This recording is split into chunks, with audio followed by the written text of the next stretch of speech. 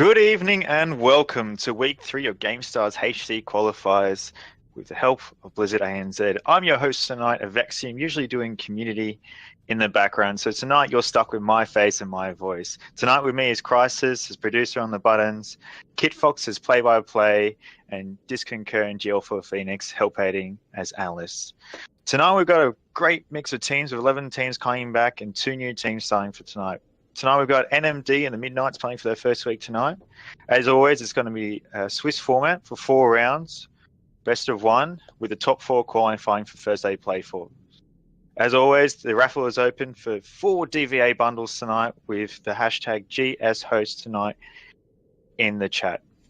Now, we'll be always playing with the great games tonight. Hopefully, it's going to be an interesting mix of teams. We're hoping to see some change-ups, some mix-up with how the teams are going to go. And I think it's going to be some great matches. Everyone's pumping up after the mid-season brawl games the past 2 nights. It's been interesting. It's been fantastic. And I can't wait to see what the teams kind of take away and kind of pull back with their team formats tonight using those games.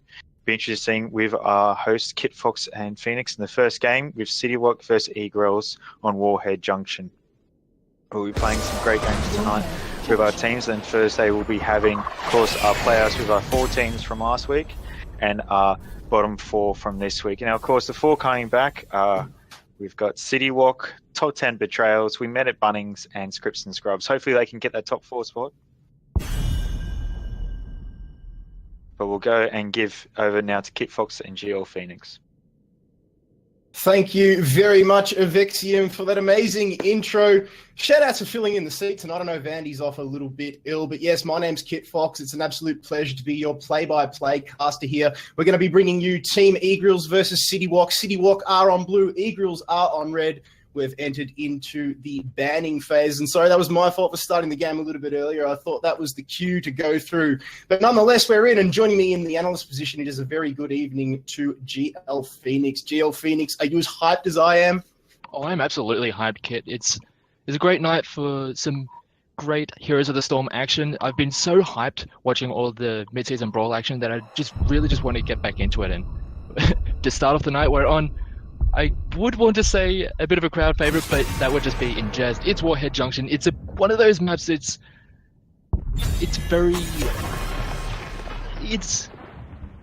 You're struggling to say something nice about the map, aren't you?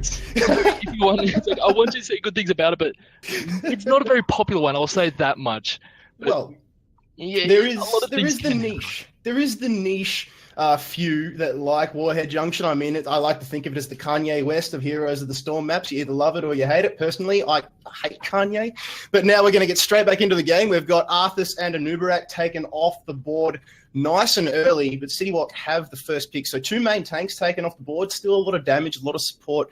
The board is very, very wide open, but 2 very, very strong champions off the board nonetheless. Yeah, they are just very standard warrior picks. They have been doing a whole hell of a lot in the warrior position over the past couple of months, I guess. And when it comes to Warhead Junction, there's so many different things that can be played. You can play a very global kind of map. It's the kind of map that it kind of lends itself to be able to have a bit of cheese here and there. And as I was saying, the global presence can work out on this map. And the Dahaka is going to be that first pick. Dahaka has gotten a little bit of a buff recently after his massive priority. He took a bit of a nerf, was out of the meta for about a week, got a buff, and now he's back, and he's still pretty damn good. Pretty damn good. It's a bit of an understatement. He is dynamite, is Dahaka at the moment, GLPhoenix, especially with that Brush Stalker on a map like Warhead Junction, probably the biggest map in Heroes at the moment. I really like that pick. But now I expect the Egrilz to actually counter with something very similar here, so possibly a Falstad straight up. They may even decide to go for a bit of a gamble early on and maybe lock in somebody like a Morales and go for the Medevac. Gets a lot of value out on this map, the Warhead Junction, a StarCraft favoured map, so she'll be right at home. She will be right at home, but yeah, I'm not too sure about an early pick Morales. It does leave you very susceptible to all-in compositions, and as you mentioned, the Falstad is one of those very common answers to the Dahaka, and Malfurion, another very solid pickup. He's probably, if we see him this time tomorrow, probably won't be as strong with the next patch coming in, but he's still very, very solid, very versatile in a draft, so not too surprising to see him pick up this early on the side of Egrilz, whereas on the other side, Greymane, one of the highest priority when it comes to the DPS role. So already both sides have got a good mix so far. I really like the Greymane pick. Just because he's so versatile. I mean, you can play him as either a ranged assassin or you can go for your inner beast and just stack that attack speed and get right up, down and dirty. But now we see Tyrael being locked in as well. So I expect with the double melee being locked in, Greymane probably will go for cocktail build. But hey, inner beast is not out of the equation now. Uther being taken off the board for Team Egrilz. Anubarak and Uther, I like the bands. Pretty stock standard, but strong bands. Yeah, stock standard, and when they already have the Malfurion on their side, just taking away the other high priority support, it's just an easy way to put yourself ahead in that regard. I mean, we already had some very strong heroes on the side of City Walk, but just taking away that very solid support, which also facilitates a very dive-heavy composition, is just a very good way to get ahead in the draft. So now we can see Johanna being taken off, so no unstoppable Iron Skin. But now Egrilz do actually have the double pick, so they do have Falstad and Malfurion already locked in, and a full 60 seconds to tick away just to pick each other's brains. What would go well with Malfurion and Falstad? They still do need a frontline tank, so I'm not quite sure who they could go for that. Diablo is still on the board and very, very good on all maps. Yeah, the thing is, like, picking up the Falstad and the Malfurion in their first rotation, it doesn't really give anything away. The Falstad, it's just a solid pick for the map. And the Malfurion, you can pretty much plug and play into any composition. So they're not really giving anything away. So there's still a lot on the board that they can go with. A lot, mind you, a lot of the warriors have been taken off the board. Like there's been the 3 banned, there's the 2 taken away already, and it is going to be the ETC and the Gul'dan. So that might be another way to go into the global presence with the ETC. We've seen it in the mid-season brawl. It was on this map. I'm pretty sure it was a Chinese game. I think it was E-Star, where they very much favor the ETC for his stage dive and going all in on that global presence. So that's an option that they can work with. I mean, they often like to use the ETC as sort of like a Johanna with the falling sword in a similar sort of scenario, just be able to get that long-ish range knock-up as opposed to the mosh pit, which is so heavily favoured in this meta. But now we go back over to the City guys, Dahaka, Tyrael, and Greymane. They do have the double pick. So now we'll see what they could do to complement that. They still have potential mage open. Li Ming is always a great option. They still do need to pick a healer as well. So Oriel, Rhaegar, plenty of options on the board, GLPhoenix. Yeah, there is a lot of things open. I wouldn't even be too surprised to see like an Abathur alongside what they have already. It could work quite well.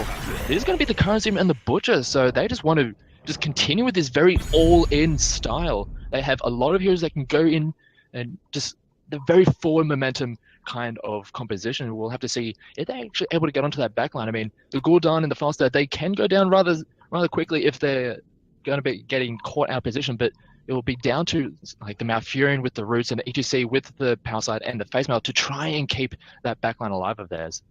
I really like the Butcher because I think it was We Met at Bunnings, correct me if I'm wrong, that actually ran the Butcher, and he got free reign up in the top lane on Sky Temple pretty much the whole game and came into the mid to late game as an absolute monster. So I'm excited to see what the City Walk guys can do here. But that pick would have just shaken up the Egrilz just a little bit. They'll be thinking, hey, it's a little bit out of the ballpark here. We weren't, maybe I was going to say they weren't expecting it there. I don't think anybody really is expecting the Butcher. Surprise Butcher, see you later.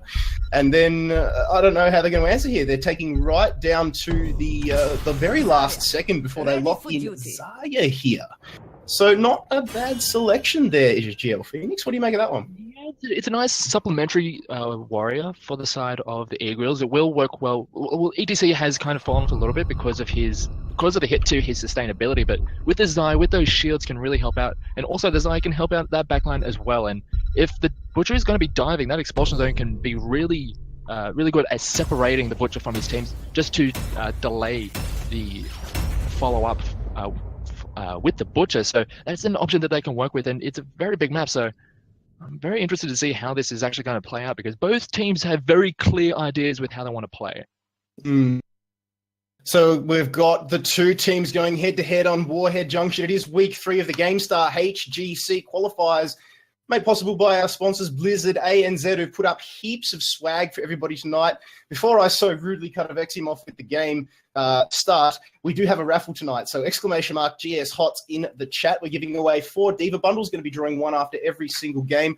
But rounding out these 2 teams over at CityWalk, we have Blank, Malo, MKL, Arrow, and Flays, GLPhoenix. And on the other side, it is the Egrilz. It's Stephanie, Bianca, Jade, Natalie, and Vanessa. So yeah, very solid teams. We've seen some pretty good things from both sides over the past couple of weeks, and very interested to see how this one turns out. I'm excited for Warhead Junction. I mean, I know I said I don't like Kanye, and this is the Kanye of HotS, but it brings a lot of spice because people aren't really as versed on Warhead Junction as you normally would be on, say, your Sky Temples or even your Tomb of the Spider Queen, your Battlefield of Eternity. It adds for exciting gameplay. I mean, teams are often, some of the lower ranked teams, not your Nomias obviously, but some of the lower ranked teams are just not sure how they should rotate, what pathing they should take as well. It's a very unforgiving map. Yeah, and it can really just blow out of proportion, like at the drop of a hat. If you manage to get like a handful of nukes, you can really just swing the game kind of just like a minute. But right at level 1, we are going to start seeing both teams go towards the side point, so I have to see how these lane acquisitions end up going. More than likely will be both globals to a lane, and then we'll have to see where the rest of the team ends up going. So there's a bit of poke going on here. Faster with the Hammerang, Gul'dan with the Corruption, and Zaya with those particle grenades rather. And now there's a little bit of a skirmish going on over at the Watchtower. The Lightning Rod doing damage to Tyrael, but it's going to be quickly taken back by the Egrilz. And a little bit of a tit for tat in GLPhoenix. No real blood spilled. Yeah, don't want to go too far. Don't need to overextend just for the sake of training and fighting. But already we do have a nice little rotation coming down. So already the Egrilz are a slight ahead when it comes to the rotations, but it looks like both sides are kind of prioritizing different sides of the map. It looks like CityWalk are favoring the top side, whereas the Egrilz are favoring the bottom side, wanting to get this very strong 3-man push going. So the CityWalk guys pushing hard mid, Egrilz pushing hard bot. So there's not a lot going to be going on when it's 3v1 in mid and the bot lane. There's just going to be a lot of siege damage. Up the top is where the action's going to be at GLPhoenix. It's going to be Blank versus Stephanie on the Dahaka versus the Falstad. And I don't know about you, but if I was a betting man, I would put my money so far on the Falstad. Yeah, having that range really allows him to just really bully that lane and get the advantage that way. But Blank on the Dahaka will be able to sustain throughout that quite a fair bit with his passive and just being able to just clear the way so very efficiently. But we are going to have those one-hit rather favourable trade, rather favourable spawn for the side of Yeah, not good if you're, but meanwhile on the bot lane, I was going to say, not good if you're an Egrilz fan because they're all the way down the bottom. There was a bit of action going down the bot lane, but Flays was just able to regen himself up because Butcher just has such good lifesteal with that brand. And like you said before, GLPhoenix, the Egrilz have a long way to come at long-range particle grenades from Natalie. Just finding the mark onto Arrow just to interrupt any sort of cheeky cap that would have been going on. Meanwhile, up on top, Blank has pinched the Warhead away from Stephanie, so well done there. But meanwhile, down back in the mid lane, Malo copping a lot of damage. Fantastic Rockstar coming out there from ETC.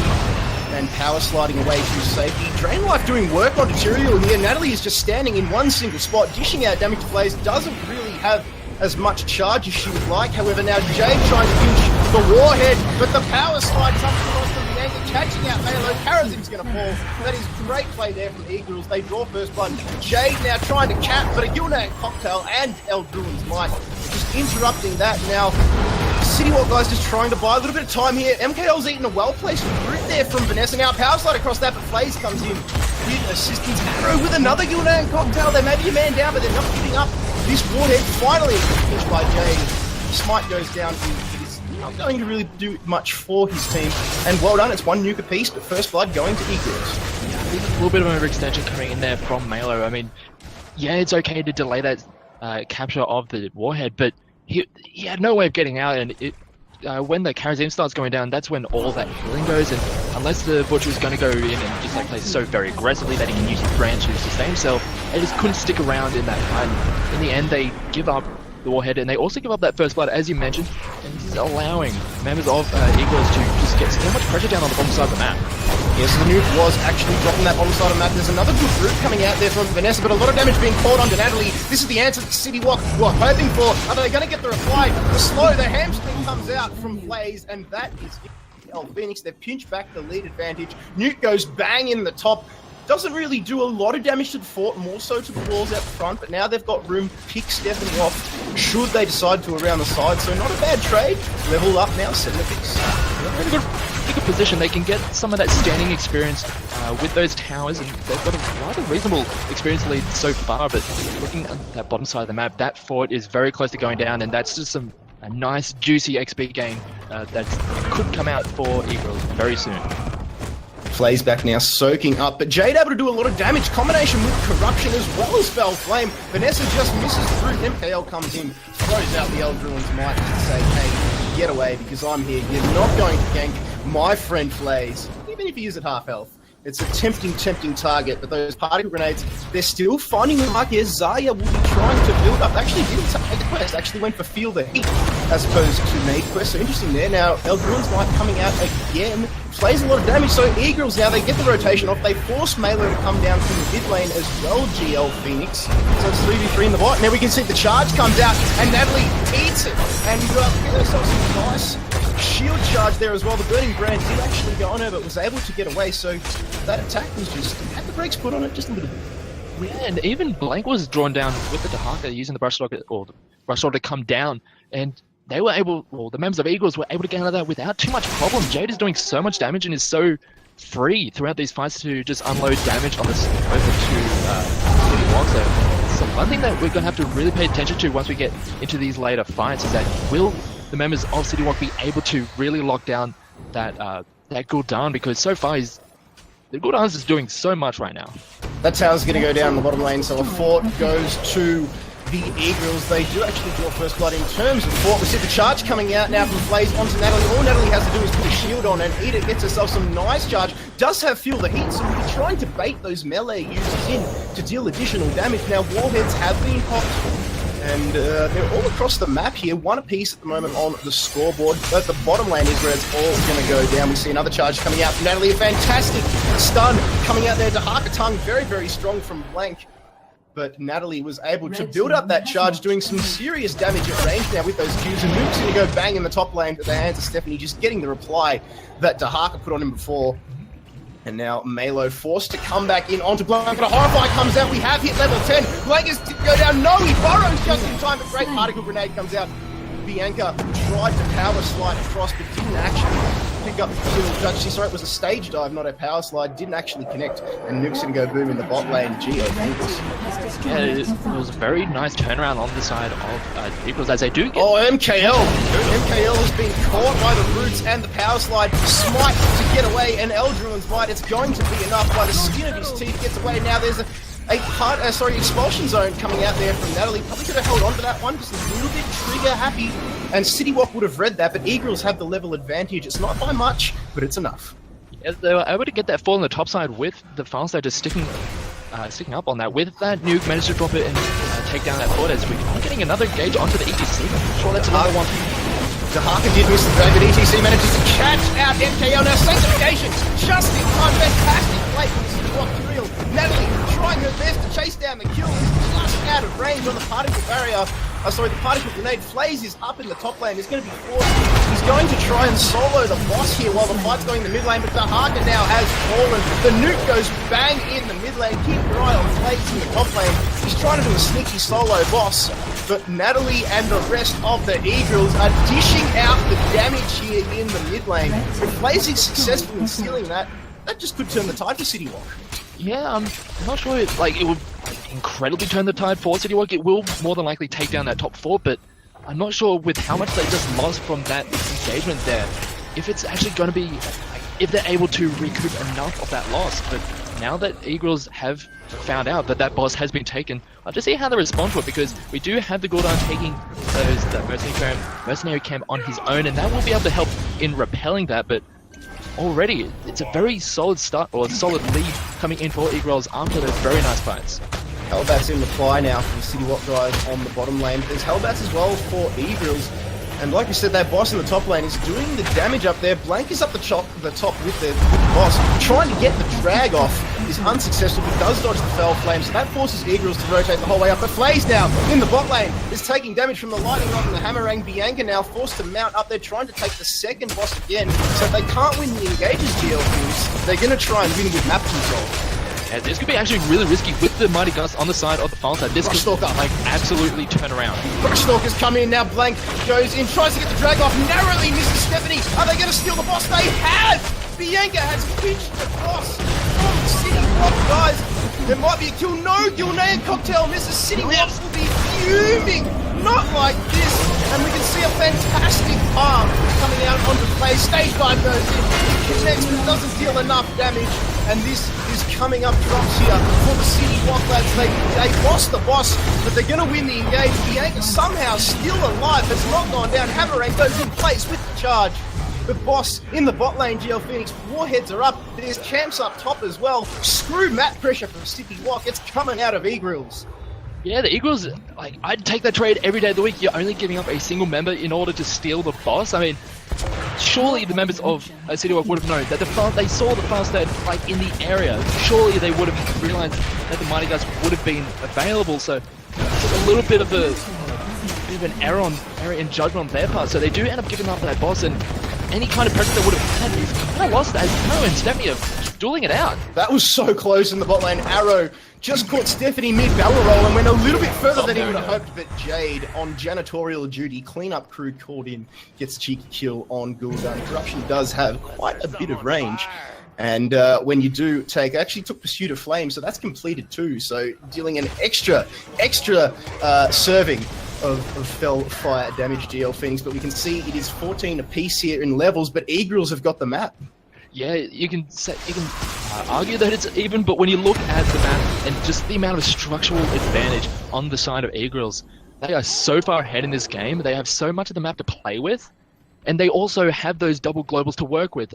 As we've been seeing, there is a stage dive on the ETC. The Faster has been able to get experience all around the map as well, so pressure is very much on the side of Egrilz. We'll have to see how City Rock try and get back in. There was that nice sneaky boss from the Butcher, but it just wasn't really enough. So I think that might have been the sole point of their composition, because the map is so large, because engages can take place at opposite ends of the map. You might think, hey, let's try and steal that boss, get the map pressure. On another day, GLPhoenix, that would have worked as the nuke goes banging the bot lane. And they try to get a bit of a gank onto Stephanie, but using that fly out is able to survive that as they are going out of place. Yeah, fantastic power slide into face now combo with that burning brand dealing damage. Stephanie Barrow rolls away. You put the brand on the wrong target, she says. Thanks for coming out. FKL does not have Eldruin's might. Easy power slide and a face melt. This is great body blocking here from Bianca, but finally Eldruin comes up, dragged on to Bianca. Blank wishes he had it, because if there's one target you don't want to drag, it's damn ETC. Blank is out of position. He's going to fall down. 2 frags for Egrilz. They've got the advantage. They're going to continue to push this bot lane. And that's pretty much the kind of fight that the Egrilz want. You have the ETC and Zarya standing front and center, and this Farsight and Gul'dan are able to do so much damage as they're going in. Yeah, more roots coming out again from Vanessa. It's all coming up with a Sanctification and Palm. It's all the saving ults coming out here from City Rock. They're blowing everything they have. Finally, Egrilz deciding, hey, we need to pull back just a little bit. Gul'dan decides to drain one. Expulsion Zone comes out just to stop anybody from coming and giving chase. Great play here from Egrilz. There's still 5v3 in the bot lane, 20 seconds on Greymane, so if City Rock re-engage here, they're without a huge chunk of their damage. There's no more shots left on the fortification. It's gonna go down. This is big here. This is the big moment in the game. And it's just this composition on the side of Egrilz is just working so well.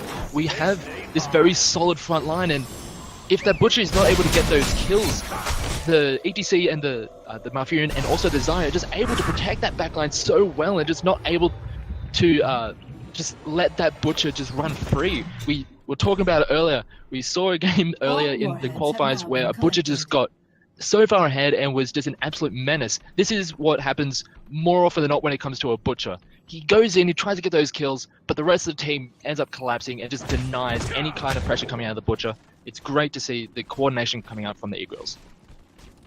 Well, these at max stacks, that weapon is glowing red hot, going to be doing a lot of damage, stealing a lot of life too, I might add, GLPhoenix. If Blaze puts the brand on anybody but Falstad again, he's going to be dishing out so much damage. I think it might have just been a little bit of misclick on his behalf last time. He won't be making that mistake again. You know, the old shame on me, shame on you saying. I don't want to say it because I'll probably screw it up live on air, and that's just an embarrassment. Well, we can... I'm not going to know how to follow up that one, but we do have a bit of a play starting to work towards the top side of the map. Looks like both sides want this boss fight. So the Hellbats, sorry, not the Hellbats, the camp has been taken from the Egrilz. Sorry, I'm blanked out here because I'm watching this Brushstalk come in from blank. He forced to burrow away there, and the Egrilz have just decided, hey, we know that you're there, we know you're baiting us into the boss. Karazim does have the spirit down. Now dishing out a lot of damage, just a tit for tat here going on, GLPhoenix. Both teams not giving up an inch. Going to be up to FaZe to engage here. Needs to pick his target, needs to engage. Probably one of the melee users, I would say. Yeah, it's very hard because a lot of those targets that FaZe really wants to go onto, they are so far back and are so well protected. It's a little bit hard for them to really get in, and this is actually a really good position for the Egrilz to be in. They want to be able to just like stall this out because as you look on the bottom side of the map, we've got catapults working their way in, and as you mentioned, Stephanie on that fast side is able to get pressure in another lane, so just stalling out this potential boss play on the side of CityWalk is just a really good position for Egrilz to have. FaZe is going for it. He decides, hey, his team's created a big enough zone for him. He goes, boys, you hold on, going for it. There's a roots into a Horrify, and Flank is copping a lot of damage. Burrow did take the start where the expulsion zone goes in, though. There's a lot of damage coming out here. There's no Horrify to scatter. He blew it on Flank. Poor Jay with nothing to dish up. Bianca with the stage dive just cuts them off. They bait them into FaZe. Natalie goes up there now as well. Jay, Drain Life doing work. The sanctification comes out. Great play there for MKL. Finally, they take that blue boss. And Lamb to the slaughter. Charge onto Jade. Cool down. Taking a lot of damage. Hamstring off. FaZe just dishing it out. But Bianca comes in with the save. Stephanie barrel rolls away just in time. Now Blank burrows again. Gets the drag off, but there's nobody to follow up. Poor old Arrow and MKL are going around the long group. They eat a power slide. Forces out the shield. Smite goes in now. Arrow taking a lot of damage. One more hammer rain. No, it just misses. They have taken a lot of damage of CityWalk here. There's nukes all over the place, but they are taking damage on their core. 4 catapults strong. Yeah, that's going to do a decent amount of damage if they're not able to get back there and defend in time. And looking at the top side of the map, there's just nukes just scattered everywhere. So many were dropped in that fight and were not used. So it was a nice turnaround fight on the side of CityWalk. They were able to secure the boss with the sanctification and end up taking the fight quite well because Desire went a little bit too far forward, got caught out with the slaughter and was not able to get the protection. So a nice fight, but still it's going to be a bit of an uphill battle coming in for CityWalk as the pressure is still on the side of Egrilz. Yeah, they still have the map, don't they, the Egrilz? I mean, CityWalk have rested a little bit of it back with that boss, and now they're going to take the bottom boss as well. Should Stephanie not get a cheeky spot off here? Druins might does actually spot. Yeah, Gust is there as well. But here we go, the rotation now coming down. Blank forced to engage onto Bianca, so it's going to be a 4v4. Now the nuke being dropped onto the boss is interesting. There's the Gust we see coming out into the Horrify, onto the roof. They're going to steal it again. GLPhoenix, they've done it. They've taken 2 bottom bosses. Thanks for coming. Oh my goodness, it's like an all-you-can-eat buffet down there in the bot lane, and we can see that with Karazim now falling. Sorry, not Kuldan, Dahaka and Greymane, the only two alive. They're going to pinch the opposing Hellbats now, the Egrilz, and they're just going to continue to dominate. They're going to march this boss down into the bottom lane all the way through to the keep. I think that was their win condition. Yeah, this could very well just be it. I'm not sure if Arrow and Blank will be able to hold on. They lose Blank. Well, not Blank, they lose the Greymane, and the Moods have now been sitting there. That's pretty much going to be the game. We saw them dunk of the stage dive coming from the anchor. GG's being called. Blank goes down. And just map pressure for days. GLPhoenix is what won Egrilz that game. FaZe nearly turned it around with that top boss, but Egrilz were there every single time. They were just able to deal with it so fast and then read the play. Because, once you take that top boss, it's pretty much a gimme, the bottom one, but Egrilz were so switched on, they were able to deal with top and get to bot and steal it twice. I don't think I've ever seen that. Yeah, it was a bit of a telegraph play coming out from the side of CityWalk, and Egrilz just caught onto the play really well with that Mighty Gust. They were able to steal that boss twice. I mean, surely if you lose a boss the first time to a Mighty Gust, you go back and think, okay, maybe that wasn't the best of ideas. They go back the second time, they see the the fast that's sitting right next to him is like, hey, do you really want this to go this way again? And then we saw the nuke dropped on top of it. There was explosion and everything was thrown in at that final fight around that boss, and it just ended up going all in favor of Egrilz. I think I saw a kitchen sink thrown in there as well, Yeah, GLPhoenix. But it's time to choose an MVP. I mean, it's so hard because Blank on Dahaka had an extremely good game, and you know the MVP is often given to the winner of somebody on the winning team, but it's hard to pick somebody out from Egrilz. It was a very good team on the side of Egrilz. They all played their part really well. But I think if you're going to be like singling one out, I think Jade on the Gul'dan did a lot of work, was able to apply a lot of pressure, and was safe for the majority of that game. Sure, you have to put the praise onto a lot of the teammates in enabling that Gul'dan to do a lot of damage, but the Gul'dan has to be able to do the damage. And those Horrifiers were just spectacular.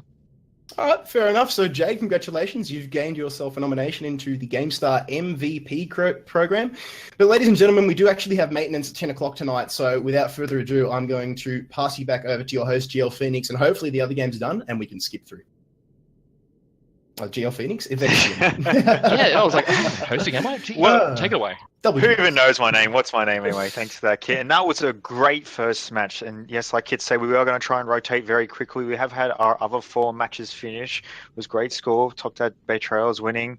NMD beating We Met at Bunnings. So we're going to see how that goes with a new team and if they're going to be able to take it off well. We're going to quickly try and choose our next team for the round. But while we are waiting, I'm going to get Crisis in the background to try and draw that raffle for you all. I'm going to see who's going to win. So don't forget to put !GS HotS in the chat to win one of those great DVA bundles. Okay, let's see who's won. And Shasheen 0312, you have won. So what you got to, Sashin, sorry, I've told my English is horrible. Make sure to message Crisis on our Discord server so he can, of course, give that prize to you. Now, of course, with that, the bot will tell us eventually soon the raffle will be open and we're going to get that straight away. So don't make sure you have only lost one out of the 3. You can put !GS HotS in that for it and go in for the round. Now we're going to see who is going to be chosen for round 2 for the Towers of Doom. Now, Tower of Doom, of course, is always an interesting map because of its change up to usual laning and firing off those skulls to the tower. So now the bot has opened up the raffle, so make sure you put !GS HotS, and we are going to try and choose our next round quickly for you. We'll be back quickly in 2 minutes or less. All right, thanks.